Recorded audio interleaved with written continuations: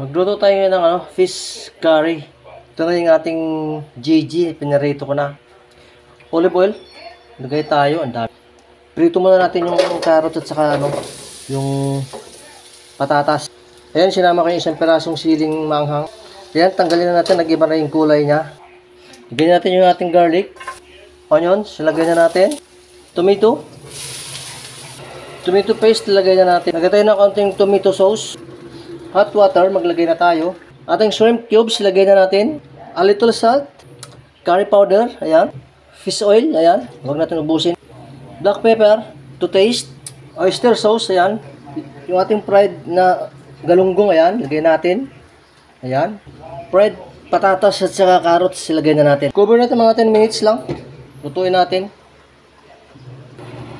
Bell pepper, lagay na natin. Ayan na, hindi na ako naglagay ng cornstarch, malapot na rin eh. Ayan, luto na. Isalin natin sa ating serving plate. Yan ang ating fish curry, luto na.